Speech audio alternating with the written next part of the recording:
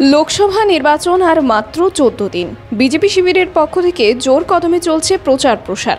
এরই মধ্যে শুক্রবার আসন্ন লোকসভা নির্বাচনকে সামনে রেখে ত্রিপুরা প্রদেশ বিজেপির আইটি সেল ও সোশ্যাল মিডিয়ার কার্যকর্তাদের নিয়ে একদিনের রাজ্য ভিত্তিক সেমিনার অনুষ্ঠিত হয় আগরতলার নজরুল কলাক্ষেত্রে।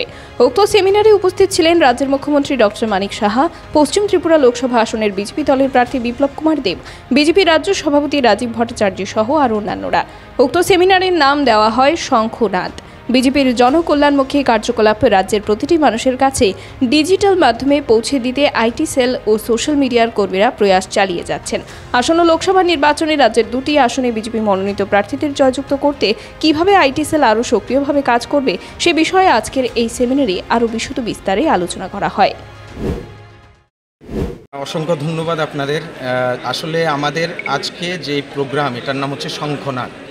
আমাদের ভারতীয় জনতা পার্টির আইটি সোশ্যাল মিডিয়া বরাবরই আমাদের পার্টির এই আইটি সেল বরাবরই পার্টিকে শক্তিশালী করতে পার্টির মেরুদণ্ড হিসেবে কাজ করে এবং পার্টির অনেকগুলো কার্যসূচি, প্রচার বিভাগ বলুন, টেকনিক্যাল বিভাগ, সমস্ত বিভাগে আমাদের দায়িত্ব সবসময় থাকে। এবার এই যে নির্বাচন 2024-এর নির্বাচন, লোকসভা নির্বাচন, এখানে মোদিজিকে জয়যুক্ত করার জন্য ত্রিপুরা থেকে দুটো পদ্মফুল উপহার দেওয়ার জন্য আমাদের বর্তমানের এই মোদির এই যে সুশাসন, এই সুশাসনকে আরও দীর্ঘান্বিত করার জন্য আমাদের দুজন প্রতিনিধি মোদিজি এখানে চুনেছেন বা মনোনীত করেছেন বিজেপি।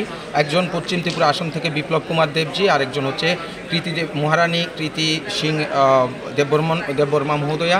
ওনাদের দুজনকে আমরা কিভাবে বেশি থেকে বেশি মার্জিনে জয়যুক্ত করা যায়, তার জন্য আইটি সোশ্যাল মিডিয়া কিভাবে প্রচার এবং টেকনিক্যালি প্রতিটি মানুষের মোবাইলে, প্রতিটা মানুষের হাতে, প্রতিটা মানুষের চিন্তায় ঢুকতে পারে এই ভারতীয় জনতা পার্টির জনকল্যাণকর্মী কার্যক্রমগুলো, তার পরিকল্পনা স্থির আমরা করছি।